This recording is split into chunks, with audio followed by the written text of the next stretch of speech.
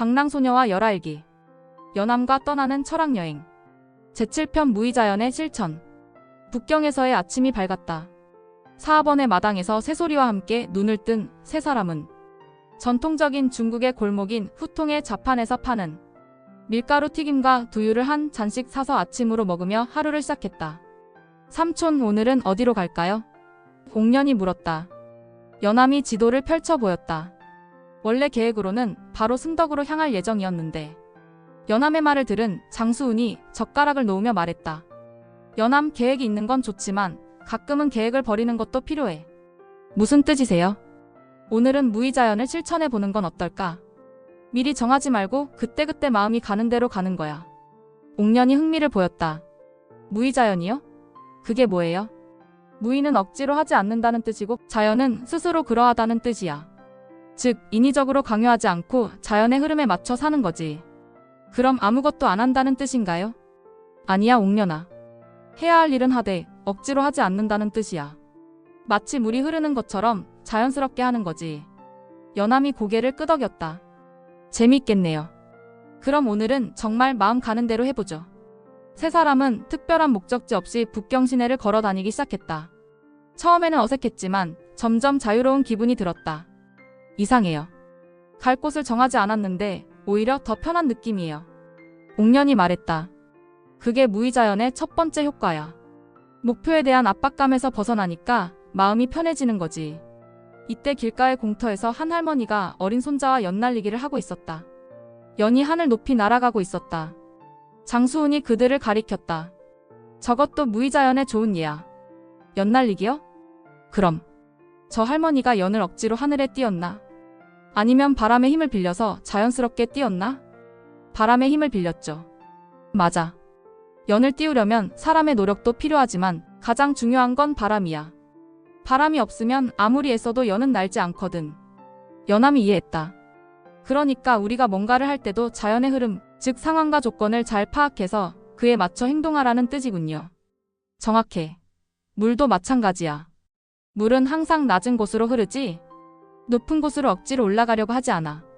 하지만 그렇게 자연스럽게 흘러가면서 바위도 뚫고 골짜기도 만들어내지. 세 사람은 연을 날리는 할머니와 손자에게 다가갔다.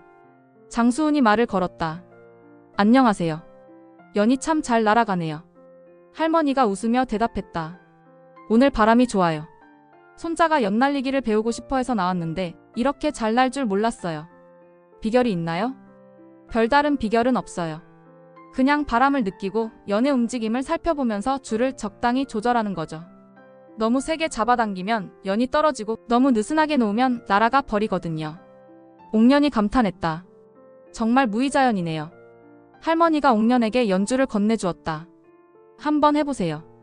옥년은 처음에는 어떻게 해야 할지 몰라 연줄을 이리저리 당겼다. 연이 흔들리기 시작했다. 옥년아, 너무 애쓰지 마. 연의 움직임을 느껴봐. 장수운이 조언했다. 옥년이 마음을 가라앉히고 연과 바람을 느끼려고 노력했다. 조금씩 연이 안정되기 시작했다. 오, 되네요. 바로 그거야. 억지로 하려고 하지 말고 상황에 맞춰 적절히 대응하는 거지. 연을 날려본 후 세 사람은 다시 걸음을 이어갔다. 어느 공원에 도착했을 때 한 무리의 사람들이 태극권을 하고 있었다. 저것도 무의자연의 실천이야. 장수운이 설명했다. 태극권이요? 그럼 태극권의 핵심은 유연함으로 강함을 이긴다는 거야. 힘으로 힘을 맞받아치는 게 아니라 상대방의 힘을 이용해서 그 힘을 되돌려주는 거지. 연암이 관심을 보였다. 제가 250년 전 중국에 왔을 때도 비슷한 것을 본 적이 있어요. 그때는 잘 이해하지 못했는데 지금 들으니 깊은 철학이 담겨 있군요. 맞아. 장자의 무의자연 사상이 무술에도 적용된 거야.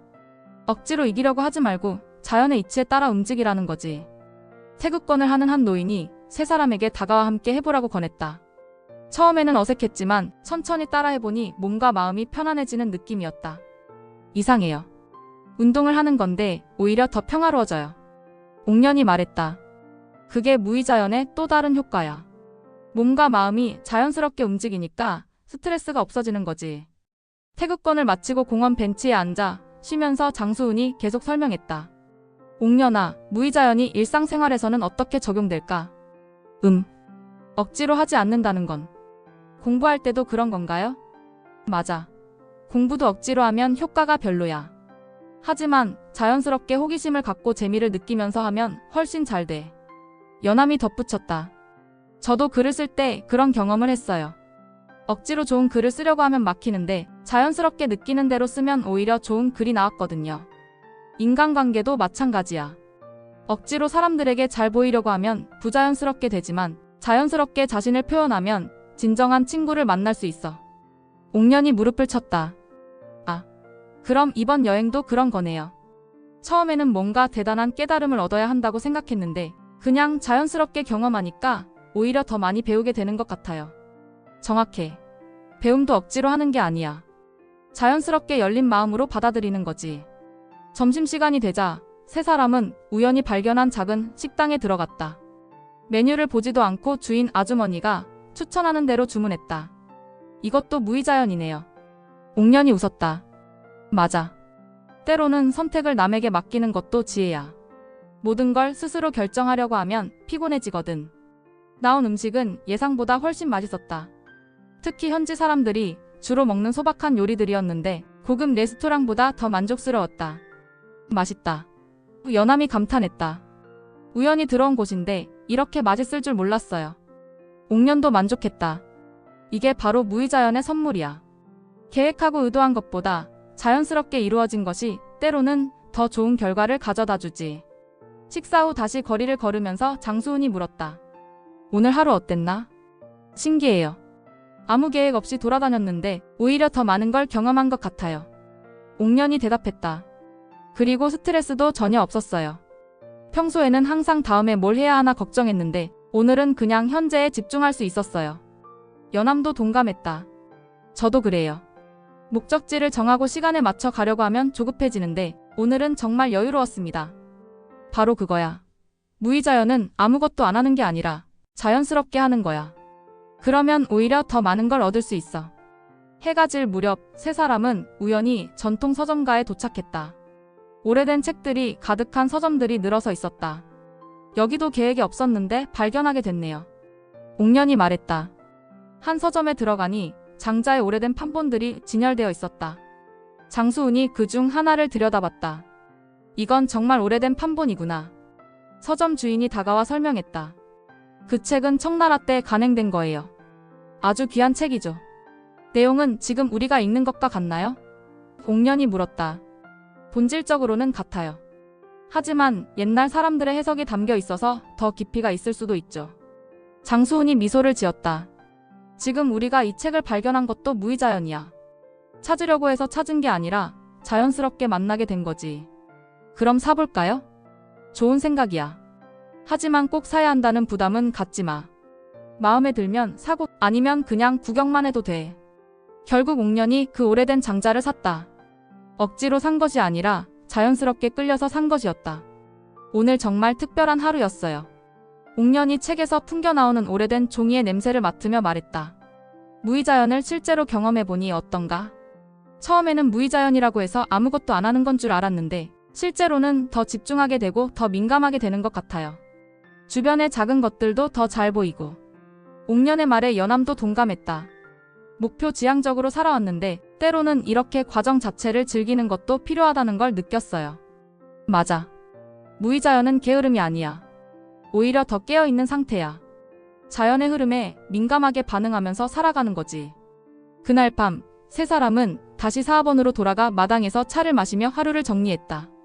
할아버지, 무의자연을 계속 실천하면 어떻게 될까요? 옥년이 물었다. 점점 더 지혜로워져. 상황을 정확히 파악하고 적절한 때에 적절한 행동을 할 수 있게 돼. 그리고 무엇보다 마음이 평화로워져. 하지만 현실적으로는 계획도 세워야 하고 목표도 있어야 하지 않나요? 물론이야. 무의자연은 계획을 세우지 말라는 게 아니야. 계획은 세우되 그것에 너무 얽매이지 말고 상황에 따라 유연하게 조정하라는 거지. 연함이 고개를 끄덕였다. 저도 열아일기를 쓸 때 그랬어요. 큰 틀은 있었지만 세부적인 내용은 그때그때 느끼는 대로 썼거든요. 그게 바로 무의자연이야. 원칙은 있대 그 가운데 융통성도 있는 거지. 밤이 깊어가자 세 사람은 각자의 방으로 들어갔다. 옥년은 오늘 산 오래된 장자를 펼쳐보며 생각했다. 무의자연. 억지로 하지 않으면서도 해야 할 일은 하는 것. 자연스럽게 살면서도 깨어 있는 것. 정말 어려우면서도 아름다운 철학이구나.